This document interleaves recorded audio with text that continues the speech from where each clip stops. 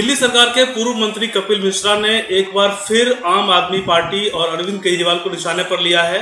कई गंभीर आरोप लगाए हैं। चंदे में हवाला से सीधे जुड़ने के भी आरोप लगाए। हमारे साथ विधानसभा में नेता विपक्ष वीरेंद्र गुप्ता जी हैं। वीरेंद्र जी, एक के बाद एक कई आरोप पार्टी के विधायक काफी करीबी रहे कपिल मिश्रा अरविंद केजरीवाल के और पार्टी में भी वो लगा रहे हैं, क्या कहेंगे? देखिए, गंभीर आरोप है, आरोप आ रहे हैं और भ्रष्टाचार के तथ्य जो सामने आ रहे हैं वो फैक्ट्स को भी नकारने की कोशिश आम आदमी पार्टी कर रही है। हम ये जानना चाहते हैं कि मुकेश कुमार ने कल जब ये कहा कि 2 करोड़ रुपए का धंधा मैंने दिया था, ये कंपनी मेरी है, और जिस तरह के तथ्य सामने आए हैं, मुकेश कुमार के जिस तरह के रिश्ते हैं और जिस तरह के उनके कारनामे हैं और जिस तरह से वो बकाया है उनके खिलाफ वैट का सरकार ने वो रिकवर क्यों नहीं किया? क्या ये 2 करोड़ रुपया रिश्वत का था जिसको डोनेशन के नाम पर दिया गया? हमारा ये कहना है कि आम आदमी पार्टी के नेता अब पूरी तरह से कटघरे में है, उनको जवाब देना पड़ेगा, उनके खिलाफ कार्रवाई होनी चाहिए। और भ्रष्टाचार की आकंठ डूबी हुई एक ऐसी सरकार दिल्ली में है जिससे लोगों ने अपेक्षा की थी कि भ्रष्टाचार मिटाने के लिए हम इनको चुन रहे हैं, लेकिन वास्तविकता ये निकली कि वो तो खुद भ्रष्टाचार कर रहे हैं।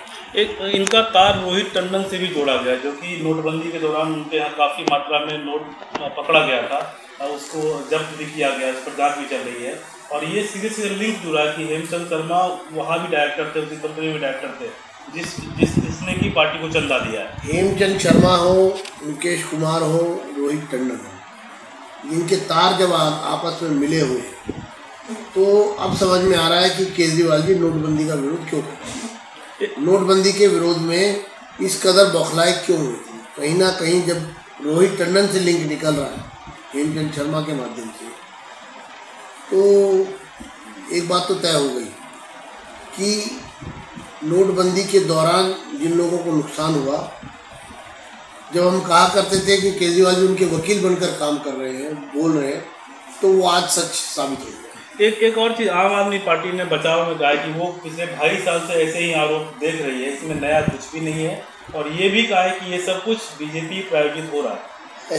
ये तो रटा डायलॉग है।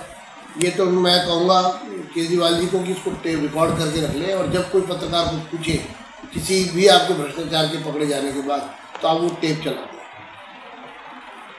आप कहते हैं वो ईडी है, फलाना है, सीबीआई है, वो हमको पकड़ती क्यों नहीं है? और दूसरी तरफ जब पकड़ती है तो आप कहते देखो हमें परेशान किया जा रहा है। तो अटवी मेरी पटवी मेरे और अंटा मेरे बाबा का, कानून का उल्लंघन करोगे, भ्रष्टाचार करोगे, आपके खिलाफ कोई कार्रवाई ना हो, कार्रवाई हो तो फिर आप बेचारे बनने की कोशिश करो, ये नहीं चलेगा।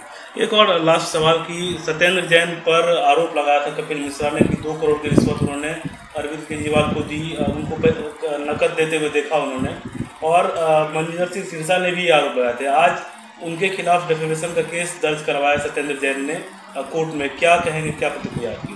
हम तो यही कहेंगे कि खिसियानी बिल्ली खंबा नोचे।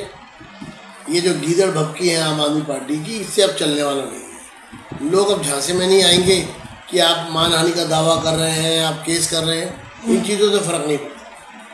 फ़र्क पड़ता है आपकी नैतिकता के जो खोखले दावे थे उनसे लोगों को फ़र्क पड़ता है, क्योंकि आपने अपने आप को बड़े ऊंचे जो है सिद्धांत के रूप में पेश किया था।